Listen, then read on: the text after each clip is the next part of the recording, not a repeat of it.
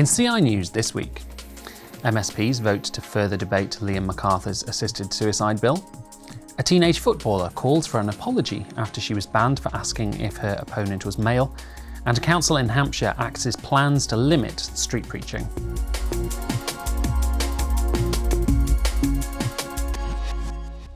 Hello and welcome to CI News on the 16th of May. I'm Angus Saul. This week has seen two major debates on assisted suicide across the UK. The first took place in Scotland, where MSPs voted to further consider Liam McArthur's assisted dying for terminally ill adults bill, despite passionate opposition.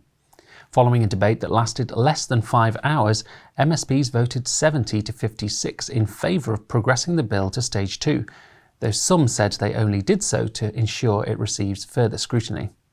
Several members spoke powerfully against it, including disabled MSP Pam Duncan-Glancy. Disabled people and others who, like me, are deeply worried about the consequences of legalising assisted suicide. I know many of you have doubts about this bill, and you are right to.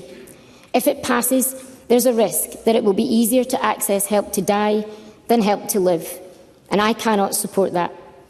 We're not simply voting on a principle of choice, but on a hugely consequential piece of legislation that, yes, could put disabled people at material risk. But worryingly, it is also legislation that could serve to legitimise a view that a life like ours, one of dependence and of often pain, is not worth living. When the bill returns to the Chamber at stage 3, only 8 MSPs would need to change their vote to prevent the bill becoming law.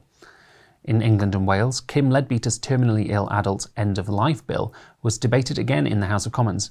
The legislation was not voted on for the final time because of the number of amendments that were tabled. During the debate, MPs were able to once again expose the bill's many flaws. When it comes to ending one's own life, there should be a higher standard applied. The current definition of capacity was not created with such a monumental decision in mind. And if this were being drafted from scratch today, it would look very different. This is one of the reasons the Royal College of Psychiatry does not support this bill. Under this bill, a person is assumed to have capacity in the first instance. A clinician only needs to be over 50% sure that a person has capacity. If that person is making unwise decisions, that is not taken into account. And a person can be helped to make a decision, for example, when a patient has learning disabilities. So I ask you all today, are you happy with that? Does that sound like a robust approach to assessing whether someone has capacity to make the decision to end their own life? Does she agree with me that there are far too many people who do not have confidence in the face of authority? And if a doctor raises assisted suicide with them, however tactfully or professionally, they will feel that they are being steered in that direction. Would she agree with me that one of the greatest risks in this bill is around coercion? And it's not just coercion from family members or friends, but societal coercion and circumstances. The next debate will be on the 13th of June, which could see the final vote in the Commons. A teenager with suspected autism has urged Lancashire Football Association to apologise after she was banned for asking a bearded opponent if he was a man.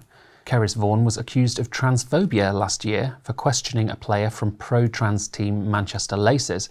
An appeal board overturned the ruling in February, and the case has been dropped after the claimant withdrew. The 18-year-old criticised the FA for not apologising to her, especially in light of its decision to ban men from women's football in England. I'd like the FA to apologise for the way that they treated me in this whole case. In the past few days, they basically admitted that I was right in what I did, but I haven't received an apology for the punishment or for the way they treated me during the hearing. Rushmore Borough Council in Hampshire has U-turned on plans to restrict street preaching. Following discussions with local Christian groups, the council agreed to create a voluntary code of conduct instead of restricting religious discussions, prayer, singing and leaflet distribution. In an interview with UCB, Institute Director Kieran Kelly raised concerns about the council's restriction of freedom of expression. The Christian Institute has got a long history of upholding the right to proclaim the gospel in public. Now, there is this sort of general sort of atmosphere these days, Paul, of your religious beliefs are fine as long as you keep them in your head. Yeah. But as soon as you start sort of proclaiming them, making them known in public, then we've got a problem. Our country, praise God, has had a long history of the freedom to make the gospel known on the streets. I mean, you sort of wonder if Wesley was rocking up in Rushmore, what they would have said. But the people need to be respectful in terms of how they proclaim the gospel and all that sort of stuff.